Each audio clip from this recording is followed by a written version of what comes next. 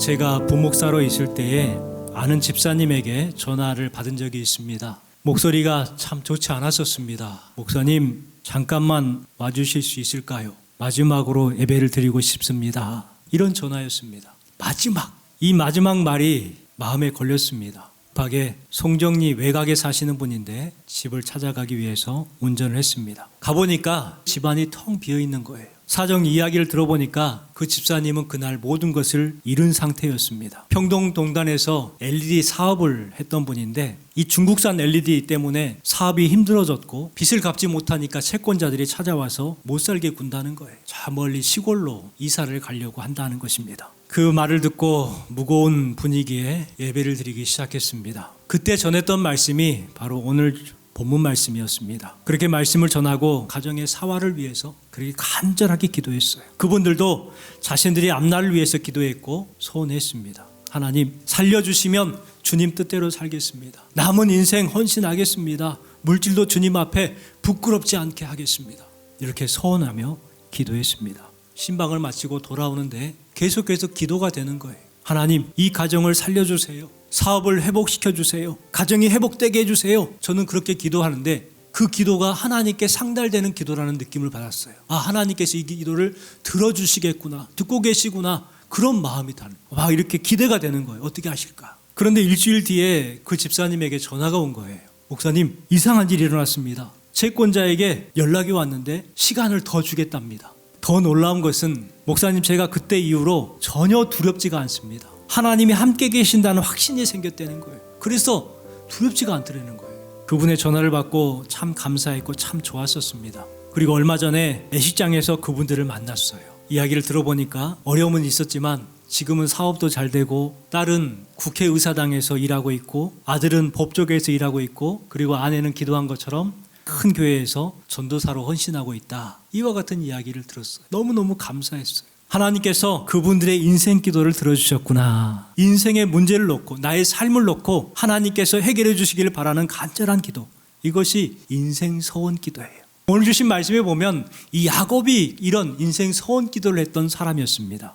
야곱은 팥죽 한 그릇으로 형 에서의 장자권을 얻었어요. 거짓으로 아버지의 축복을 가로챘습니다. 어떻게 보면은요, 참 나쁜 아들이고 나쁜 동생입니다. 그 일로 미움을 받게 되고 900km가 떨어진 바단 아람이라는 곳으로 급하게 도망을 가지요. 장래가 암담하고 처량한 신세가 되어버렸어요. 그런 막막한 인생, 처참한 모습으로 누스라는 곳에 도착을 합니다. 그리고 누스라는 곳에서 돌 하나 베개 삼고 잠이 들어요. 그곳에서 특별한 꿈을 꾸지요. 사닥다리 하나가 땅에 세워져 있고요. 그 끝이 하늘에 닿아 있다고 말합니다. 그리고 천사들이 보니까 오르락 내리락 하고 있는 거예요. 더 놀라운 것은 하나님의 음성을 듣게 된 거예요. 내가 너와 함께 있어 라고 말합니다. 그리고 너를 지키며 돌아오게 하겠다. 다 이루게 하겠다. 너를 떠나지 아니하리라. 이와 같은 약속의 말씀을 허락해 주십니다. 야곱은 아침에 일어나서 그 하나님의 약속의 말씀을 붙들고 베었던 돌을 세우다가 기름을 붓고 하나님 앞에 소원하며 기도합니다. 이것이 바로 야곱의 인생 소원 기도였어요. 하나님, 하나님께서 나와 함께 계셔서 이렇게 해주시면 하나님만을 섬기겠습니다. 하나님 뜻을 행하겠습니다. 하나님께 헌신하겠습니다. 여러분, 이 야곱의 인생 소원 기도가 우리의 인생 소원 기도가 되었으면 좋겠습니다. 세상의 사람들 가운데에 어떤 사람이 행복한 사람일까요? 물질을 많이 가진 사람이 행복하다고 생각을 하고 건강한 사람들, 또 자녀들이 잘된 사람들, 그런 분들이 행복할 것이다라고 생각을 합니다. 그렇지 않더라고요. 어떤 사람이 행복할까요? 하나님과 함께하는 사람이더라고요. 그런데 우리는 그걸 몰라요.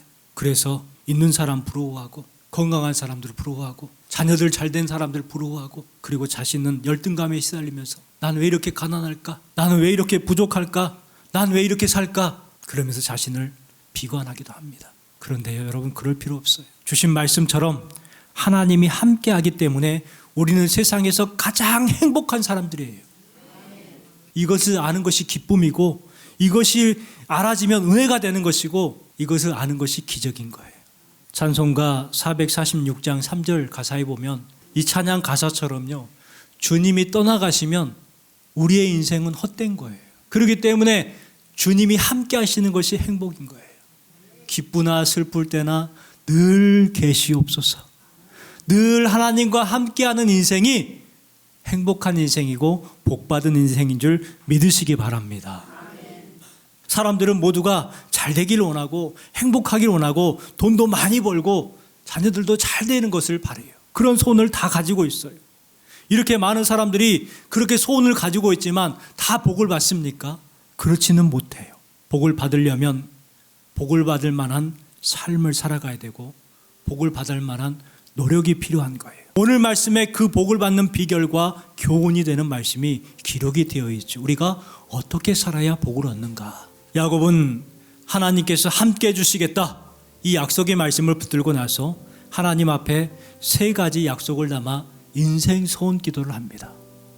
어떤 소원 기도를 하냐면 먼저는 하나님 제일주의 신앙을 고백하죠. 하나님이 저의 하나님이 될 것입니다. 21절 하반절에 보니까 뭐라고 말합니까? 여호와께서 나의 하나님이 되실 것이요. 주님께서 나를 돌봐주시면 나는 하나님만 섬기겠습니다. 하나님만 의지하겠습니다. 하나님을 제일로 섬기겠습니다. 고백합니다. 고대 종교를 보면은 바위도 신이었고 지금도 별반 다르지 않지요. 큰 나무를 섬겼고요.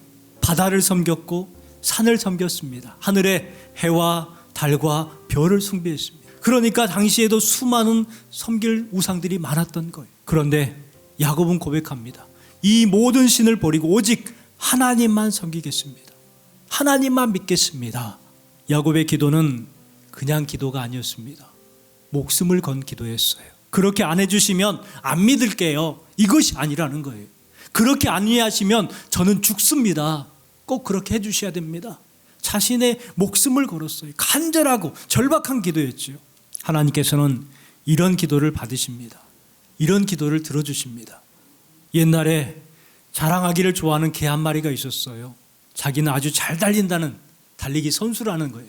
하루는 수많은 개들이 보는 가운데에서 이 잘 달린다고 자랑하는 개가 토끼를 잡으려고 열심히 달려가기 시작했습니다. 봐봐, 내가 얼마나 빠른지 저거 내가 금방 잡을 수 있다. 그런데요, 토끼가 더 빠른 거예요. 토끼가 엄청나게 빨리 도망가가지고 개가 놓쳤어요. 그러니까 다른 개들이 다 조롱하고 비웃습니다. 잘난 척 하더니 저게 뭐야, 토끼 한 마리도 못 잡네.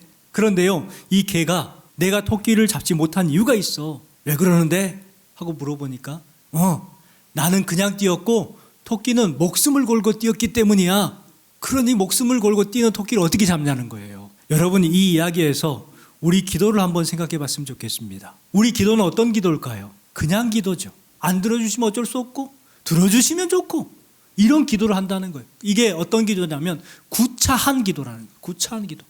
근본적인 기도를 하지 않습니다. 하나님이 나와 함께 하시면 나는 하나님만 섬기겠습니다. 이렇게 기도해야 되는데 건강도 주시고 물질도 주시고 이왕이면 행운도 주시고 이것도 잘 되고 저것도 잘 되고 자꾸 이렇게 한단 말이죠. 근본적인 기도는 하지 않아요. 하나님만 섬기겠습니다 이런 기도를 하지 않고 아들도 잘 되고 딸도 잘 되고 돈도 잘 벌고 건강하고 이런 것들만 구하는 거예요. 이 구차적인 것들. 그러니까 기도 응답이 안 되고 인생이 더 꼬이는 거 아닐까요? 제가 어느 날 제가 좀 파김치를 좋아해서요. 파김치를 먹어요. 근데 저는 파김치를 좋아하는데 늘 파김치를 먹을 때마다 고민이에요. 한번 딱 잡잖아요. 몽탕 끄집어 나오는 거예요. 어쩔 때 보면은 그 접시에 있는 게 한꺼번에 들릴 때도 있어요. 집사람이 그러더라고요. 파 머리를 잡으면 돼. 파 머리 그걸 딱 잡고 딱 끄집어내니까 어떻게 된 줄 아세요? 그놈만 쑥 나오는 거예요. 아, 그렇구나. 파 머리만 잡으면 되는구나. 여러분, 그래요. 구차한 것들을 잡으면 안 풀려요. 그런데 본질적인 것을 잡잖아요. 그러면 풀리지 않을 것 같은 것들이 싹 풀리게 되는 거예요. 우리 기도가 야곱과 같이 본질적인 기도가 돼. 그런데 우리는 본질을 잊어버리고 자꾸 구차한 것을 연연할 때가 많습니다. 우산만 들고 나가면 잊어버리는 한 장사꾼이 있었어요. 하도 우산을 잃어버리니까 아내가 이제 투정 부립니다. 당신은 왜 우산만 들고 나가면 잊어버리냐고. 그래서 좋은 우산을 이제 주면서 남편에게 부탁을 합니다. 제발 우산 잊어버리지 말아요. 하니까 남편이 알았어 하고 이제 나갑니다. 그런데 그날따라 장사가 잘 되는 거예요. 돈을 많이 벌었어요. 그리고 즐거운 마음에 이제 돈을 가방에다 놓고 그래 잊어버리면 안 되지. 우산을 딱 챙긴 거예요. 그리고 나서 버스를 탑니다. 그런데 오늘따라 좀 피곤했던지 졸린 거예요. 그래서 우산을 붙들고 꾸벅꾸벅 졸다가 보니까 자기가 내려야 될 정류소에 도착을 한 거예요. 내려야지 하고 급하게 우산을 들고 내렸습니다. 야, 오늘 우산 안 잃어버렸다 하고 이제 우산을 쓰고 집에 딱 가가지고 여보, 나 우산 가져왔어 하고 자랑하네요. 그러니까 그 아내가 보면서 여보 가방은 어디 있어요? 그 가방에는 그 우산 100개 이상을 살 수 있는 돈이 들어있었는데, 여러분 그렇지 않아요? 구차한 것 때문에 본질적인 것을 잊어버리고 살아갈 때가 많아요. 여러분이 기도해야 될 중요한 것이 무엇인가를 먼저 깨달았으면 좋겠습니다.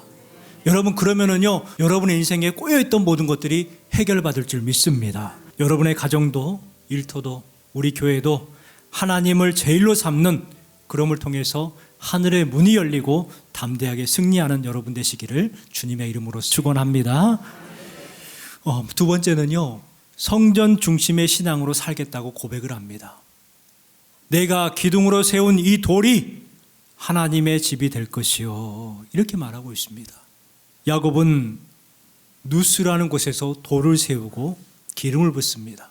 그리고 그곳 이름을 베델이라 하고 바꾸지요.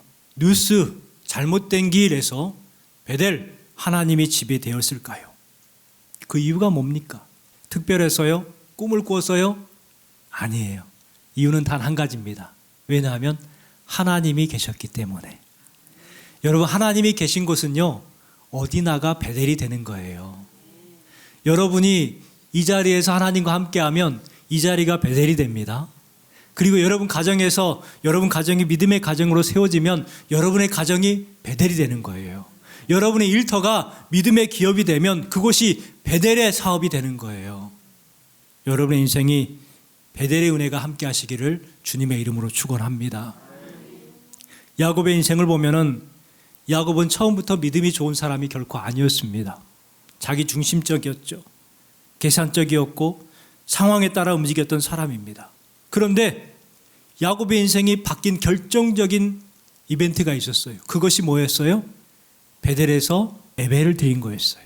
도망가기 바쁜 그 인생, 앞날이 어떻게 될지 모르는 그 상황 가운데에서 하나님께 예배를 드렸다는 거예요.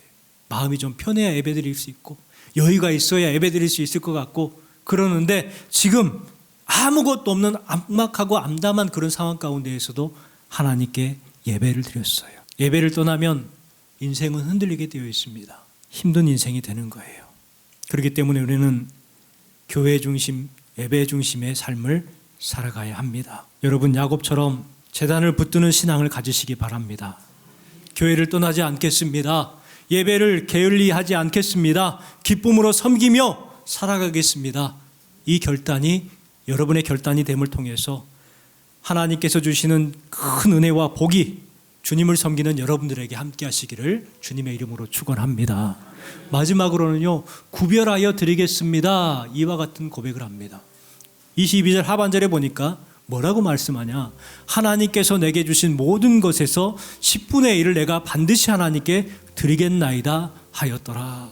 이 고백을 할 때에 솔직히 야곱은 많은 것을 가진 그런 상황이 아니었습니다. 빈손으로 도망가는 상태였지만, 아무것도 없는 상황이었지만, 그래도 하나님께서 주신 것의 10분의 1을 하나님께 반드시 드리겠습니다. 이렇게 고백을 하고 있어요. 이 고백은 헌금의 문제가 아니에요. 믿음의 선언이었어요. 여러분, 왜 이런 기도를 했을까요? 야곱은 알았던 것 같아요. 복의 근원이 어디에 있어요? 하나님께 있다는 것을 알았던 거예요. 여러분, 복의 근원이 하나님께 있다는 사실을 알면 하나님께 드린다는 것이 얼마나 귀한 것인다는 것을 알게 되죠. 그런데 하나님이 복의 근원이시라는 것을 모르는 분들은요, 하나님께 드리는 것이 조그만 것도 아깝게 되는 거예요. 그래서 야곱은 하나님께서 내게 주신 것의 10분의 1을 하나님께 반드시 드리겠습니다. 왜냐하면 하나님께서 나의 복의 근원이시기 때문입니다. 이 고백을 하고 있는 거예요. 우리 신명기 28장 12절 말씀도 같이 읽어볼게요. 여호와께서 너를 위하여 하늘의 아름다운 보고를 여시사 내 땅에 때를 따라 비를 내리시고 내 손으로 하는 모든 일에 복을 주시리니 내가 많은 민족에게 구워줄지라도 너는 꾸지 아니할 것이요. 하나님께서는 하늘의 아름다운 복을 여셔서 그의 손에 복을 주시린다. 한 해를 시작하면서 여러분의 삶을 놓고 하나님 앞에 기도하시기 바랍니다.